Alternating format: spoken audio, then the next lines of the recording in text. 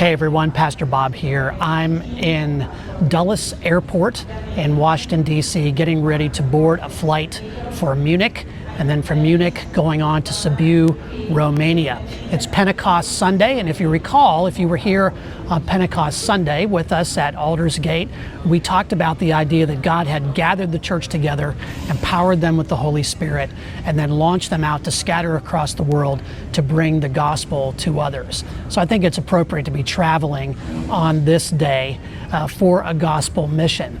Heading to Romania, a place that's become near and dear to me, and a place where we can really live out what James says in our scripture today, James chapter 1, verse 27, that pure religion is caring for widows and orphans in their distress and keeping one's self unstained by the world. Caring for widows and orphans in their distress is something that we really do there in Romania through the ministry of Global Hope. I'm on the board of Global Hope, have been serving with them for the last several years. We have two houses there in Romania where we house kids, one in Sibiu or Cornatel, just outside of Sibiu, and another in Arad. We also have a house of Ukrainian refugee kids that we also serve, and most of them are heading back right now, but we've been serving them for the last couple of years. And we have a new ministry that's beginning with Ukrainian refugee families. Many of these families fled the Ukraine, single moms with their children, husbands still fighting in the war or killed in the war. So it's a place where the ministry of widows and orphans is a major part of what we do. And I'm excited to introduce you to this ministry. I'm hopeful that you'll be inspired by what you see in this video, but also that you'll want to be part of this ministry, either by coming with us on a mission trip or by supporting it financially. I look forward to seeing you there in Sibiu after a long flight. We'll see you then.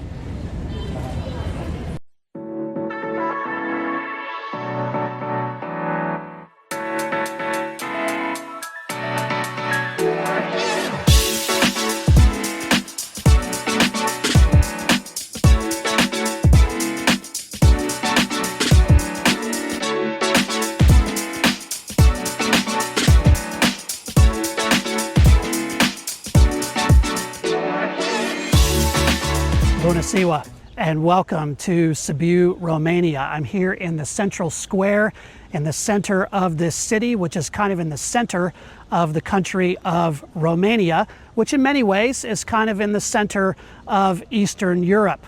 We're here in this beautiful place. It's a great medieval city and a lot of rich history here. It's right here in the center of Romania, being the Transylvania region, and a region known back in the US as the place of monster movies and things like that. Interestingly enough, the son of Vlad the Impaler, sort of the historic basis for Dracula, he's buried in the walls of the Lutheran Church here in Sibiu. Romania has a rich history. It goes all the way back to antiquity. Christianity came here, according to legend, in the 1st century with the Apostle Andrew. Andrew is the patron saint of the Romanian Orthodox Church. And the Romans came here in the early 2nd century AD and conquered this area, intermarried with the Dacian people who lived here, and gave Romania its name. Now, of course, over the course of centuries, Romania, sort of being in the center of things, was traversed over by many armies and empires, came through 2 world wars, and in 1944, the Soviets invaded Romania and brought it into the Soviet orbit. A series of dictators followed, one of whom was Nicolae Ceausescu, who ruled from 1967 to 1989. His reign was characterized by some brutal policies and deep, deep oppression. I asked my friend Christie, who's the pastor of Light from Light Methodist Church here in Romania, to tell us a little bit about that. I was 6 years old when the revolution started, but I still remember that night when I heard the shouting of the people crying, "Liberty, liberty," and "down with communism." It's very interesting that the church had a big role in overthrowing communism. Everything started in the house of a pastor, of Lutheran pastor in Romania that had the courage to say no to the Marxism ideas, Of course, many others lost their lives and they were imprisoned. People like Richard Wurbrand and others were losing their life because they were outspoken. But the difference between this person and the others, it was that the people in '89, they had enough. They had food shortages and people didn't have electricity, and the level of poorness was so high. And when he was preaching sermons and declaring that we should fight for our liberty, Marxism is just dead, it is in an atheist system, people were gathered outside and they will come in hundreds of people. And the communism wanted to repel that, but it was impossible, because when they came after the priest to take the priest to imprison, a lot of people came and protected the house of the priest, and then they had the courage for the first time to say, hey, you cannot take us, the man of God. You can be whatever you want, but if you are not a believer, just go away, but we believe in what he says. And then that was so-called the small revolution. And then it started as a fire from that house in the big square. It happened to be Ceausescu having a speech in the same city where this priest was. And when Ceausescu wanted to say the speech, and there were like thousands and thousands of people in the big square of Timișoara, the first cry of the people was not down with the regime. After 45 years of interdictions, to go to church, to pray, to plant churches, the first cry of the people was, God exists, God exists. And with that remark, the communism fell down. The next thing that happened was people kneeling down and pray after 45 years of interdiction, pray the Lord's Prayer in the big square. And then that was the beginning of the fighting and the people dying during those times. I was 6 years old, but I could hear the cries and I could hear the shotguns and I could hear all that noise coming. My father was supposed to go to work at that night, and we had no media because the TV station broadcasting were all kept by the secret police, and we had only two hours of information per day, and that was the speeches of the dictator. That was all. It was a very boring life, actually. No entertainment. So we had no information that the revolution started. We just heard the noises and the shotguns, and in that time, if you wouldn't go to your job, then you will be taken by the secret police and you will end up in a labor camp, working for free. So it was not a big deal to say, hey, today I feel sick, I don't go to work. So he said, oh, I need to go to work, I'm obliged. Yeah. So he went to work and he was part of the revolution. And I remember that I didn't know a clue what's happening. But I remember that thought as a child, will I ever see my father again? I felt something will happen. And I was wondering if I will ever see him again as a 6 years old. And thanks God, he came in the morning and said, look, I just find out from the streets and everything that the communism will collapse. Afterwards, people were living really in fear. A lot of people died, thousands of people died on the street. The young people, it's interesting that the revolution was conducted by the young people. And the young people came out and said, we come here to fight with arms, but we are coming here to fight with our hearts. And they opened their chests and the army shooting them. And they died. But they died for our liberty. So this was a revolution of a young people, so-called the booming generation, which Ceausescu wanted to breed, to make a generation that is his breed for having the next big communist society. But the thing that he wanted to breed became the one who fought it and died on the streets. It was right here in this square in 1989 that Nicolae Ceausescu and his family were deposed by the People's Revolution. It was right around the time of the Berlin Wall falling. And after Ceausescu was executed, Romania becomes a democratic country, but the West began to discover what had taken place here. And one of the things that Ceausescu had done was to order families to have lots of children. He thought that was going to be a way of building his military and building the economic power of Romania. The result, though, was a massive orphan crisis that the West discovered here in 1990. My friend Randy Jessen, who's the founder of Global Hope, was here at that time and describes what took place and about the launch of Global Hope and our ministry with orphanages here in Romania. Yeah, 1989 is really the key turning point when the communist governments, the Soviet Union, Berlin Wall, all those things were collapsing, and Nicolae Ceausescu was the dictator of Romania and was trying to build an empire as a dictator, a communist dictator, to be able to develop what he saw as a massive, very important country. And he did that by forcing people to have children. He wanted more children to have a greater military presence and things of that sort. But the ultimate result was almost 300,000 children who were basically abandoned by their families because they couldn't be supported. And so they were placed into institutional settings. And when the government fell in 1989, the Western governments, especially journalists, began to come into the country and discover the things that were going on in these institutions, and the atrocities of how kids were housed was taking place. And during that same time, our family was really connected to that process, our daughter and son-in-law especially. And so the Global Hope story actually begins as a family story with our daughter and son-in-law adopting their daughter, and ultimately Sue and I adopting Anna, their siblings, and then two more siblings that came into the family as our grandchildren. And through that process, we met a lot of people in the church. We developed some really strong relationships. We began to meet people in the orphanage system, the folks in the child protection system, which would be like the social services system here.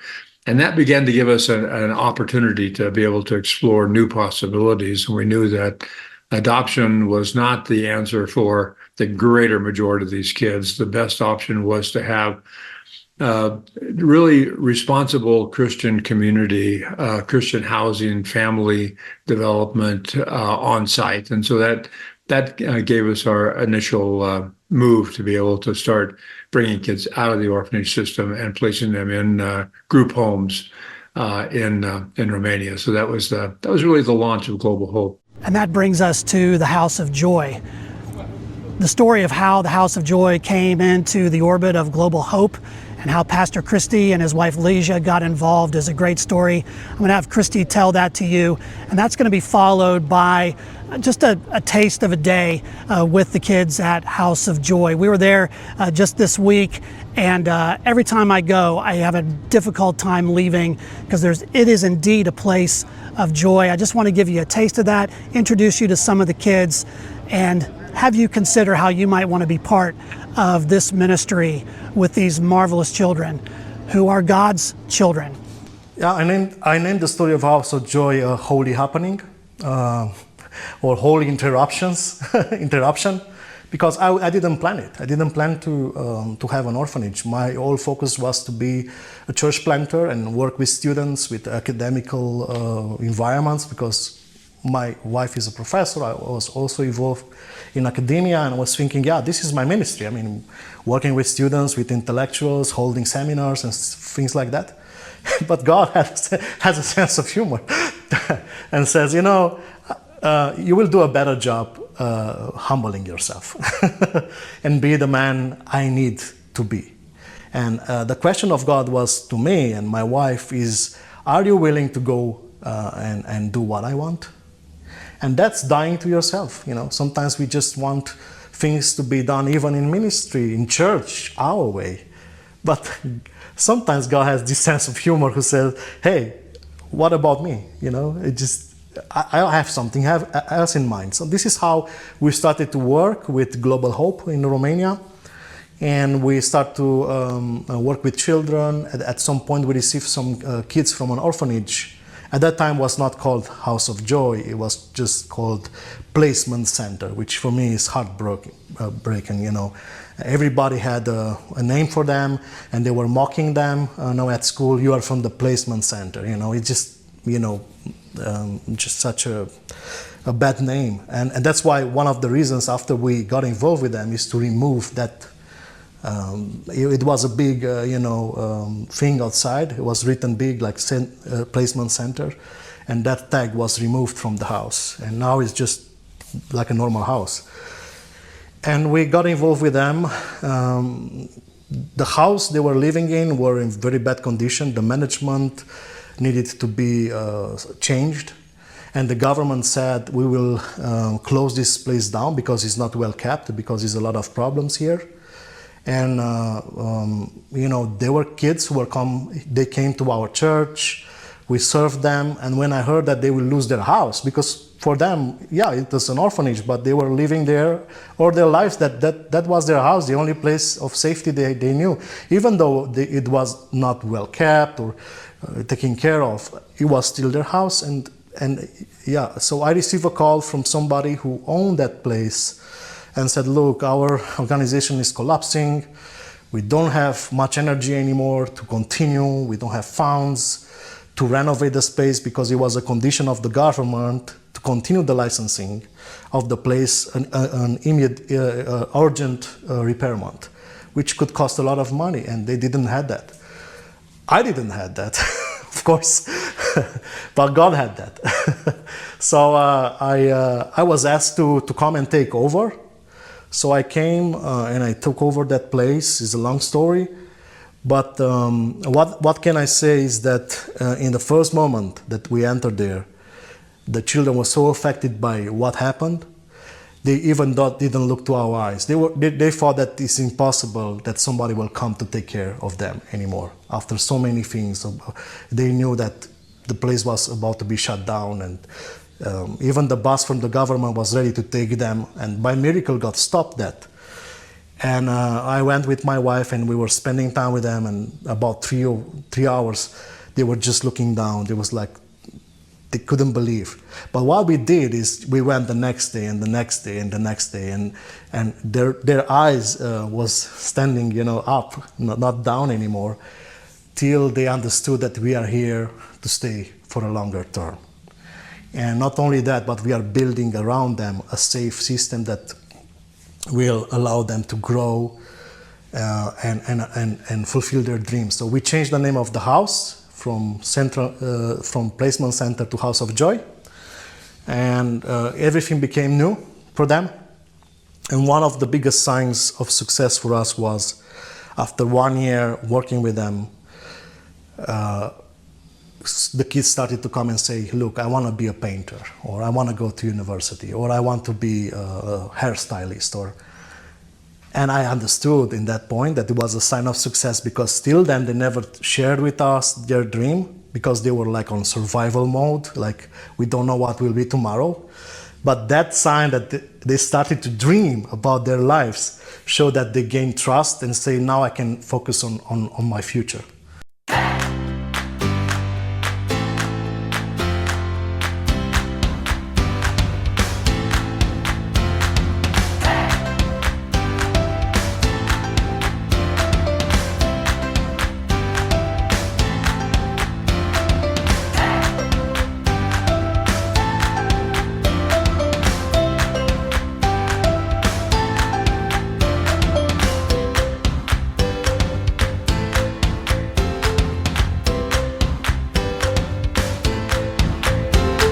So welcome to the House of Joy. We are here together for a great day of getting together, hanging out, enjoying a meal together, and talking about all the great things that are going on here. You see my friends, my family behind me, and they say to you, Salut Advocate!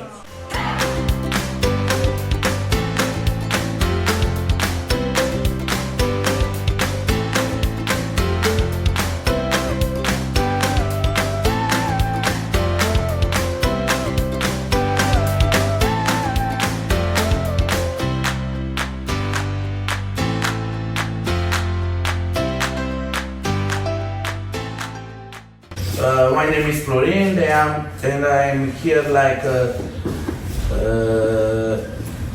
11 years.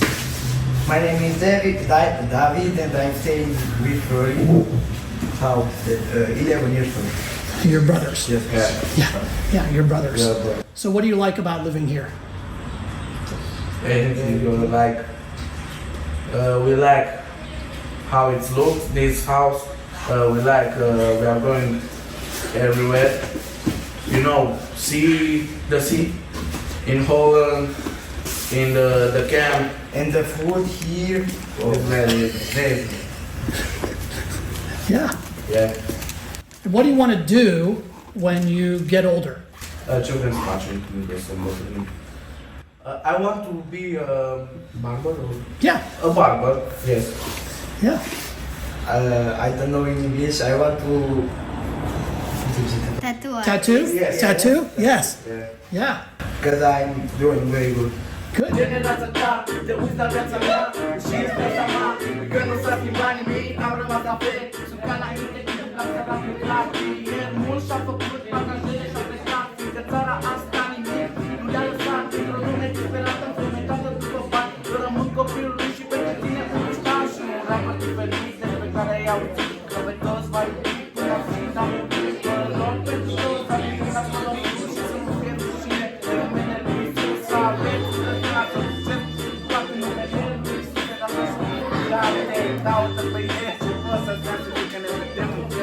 How old are you now?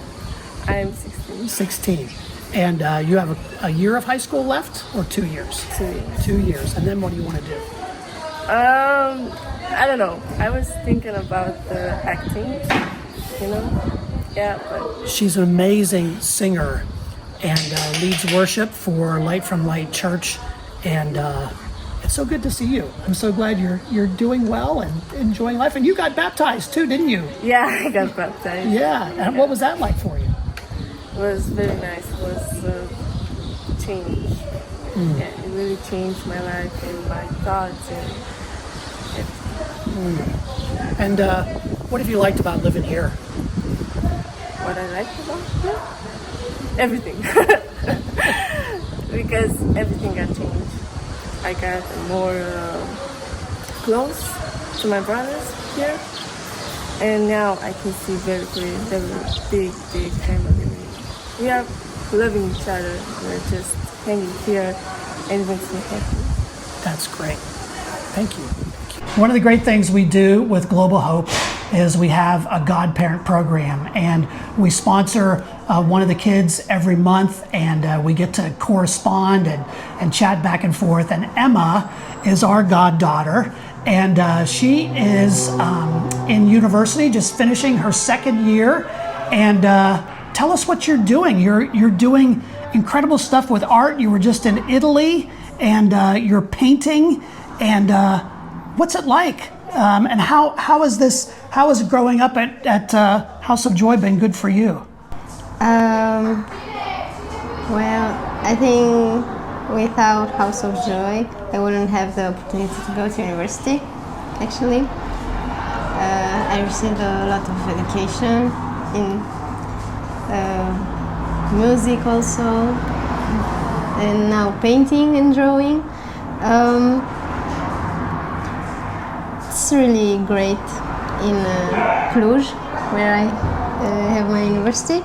I've met a lot of artists, learned a lot of stuff, went to Italy with my class, and saw a lot of great artists and sculptures and paintings. Wonderful. So what do you hope to do after university?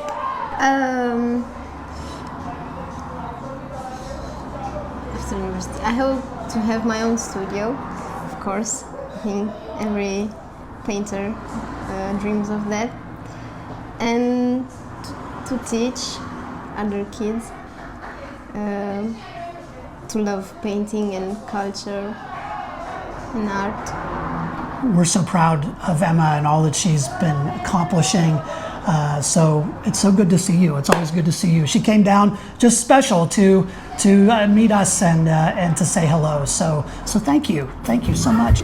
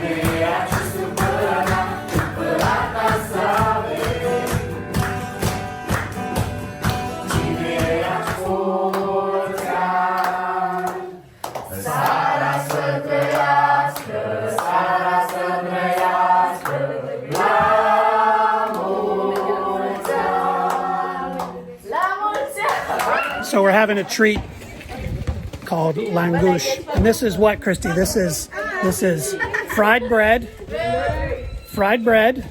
with sour cream and garlic and cheese. It's really healthy, but it's also really good for keeping vampires away. It's a good thing since you're here in Transylvania. So as you can see, it really is a house of joy. These kids come from some horrific circumstances, but you've seen the transformation, and not only transformation in them just having a home and new opportunity and new hope, but also hope that they've discovered in Jesus Christ. And as they sing praise, not only there at the house, singing before meals, singing praise to God, having worship each day, but also helping to serve in church, many of them becoming baptized and becoming fully devoted disciples of Jesus. It's a marvelous place to visit. I hope that you'll consider coming with us on a mission team to meet these kids, to help to serve them, and to develop some lifelong connections with them and many like them. Well, we have another ministry that we're part of here in Sibiu, and that has to do with Ukrainian refugees. Of course, when the war started here in 2022, many people fled from Ukraine into Romania, which is on the border, and many of them fled here to Sibiu, including a lot of families with single mothers with children. These moms, many of them, their husbands are still back in Ukraine fighting in the war, or in many cases, they've lost their husbands to the war.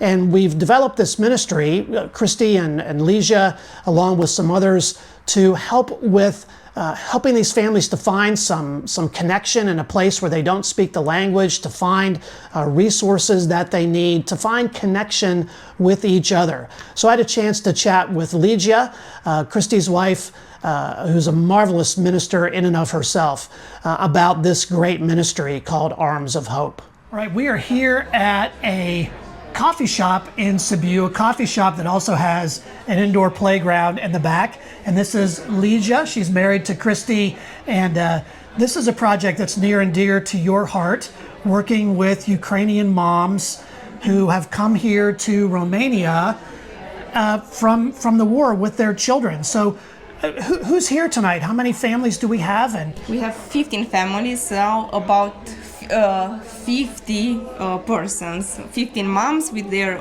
children. And they're coming from all over Ukraine? Yes, they are coming from all over Ukraine. They are refugees of war. These women have not come with their husbands, as some of other women did.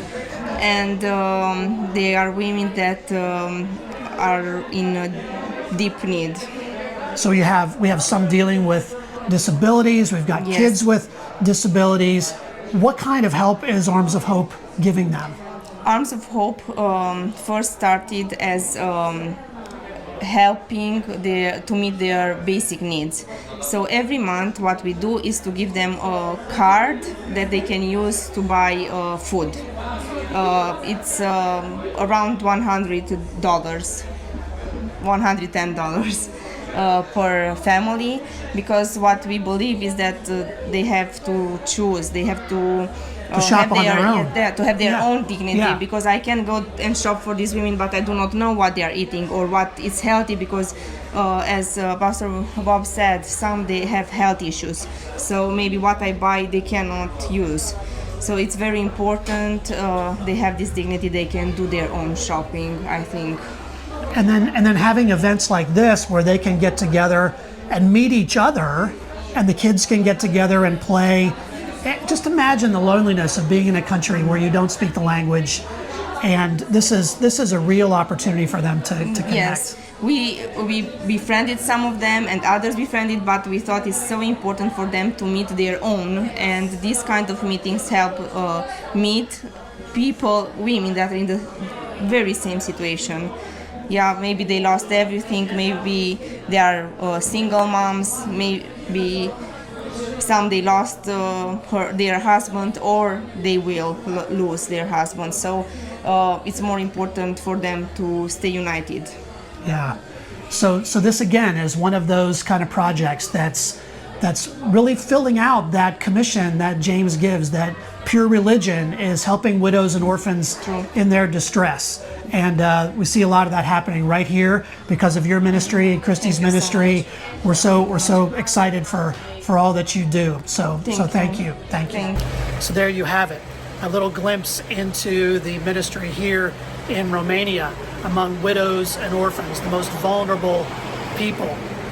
I think it's a great example to all of us that this is part of our Great Commission as the church, no matter where we are in the world, to be in ministry with those who are really on the margins and who need our help the most. So thanks for joining me for this particular video and for this Sunday. I hope that you'll have a great week. I want to close us in prayer together. God, thank you for this day. Thank you for the opportunity to have a window here into the ministry in Romania. Please bless Pastor Christie and his wife Lesia and all those who work with the families here and the children. May they have hope and home together as we follow the Great Commission and as we live out your mandate to be with the least and the last and the lost. Amen.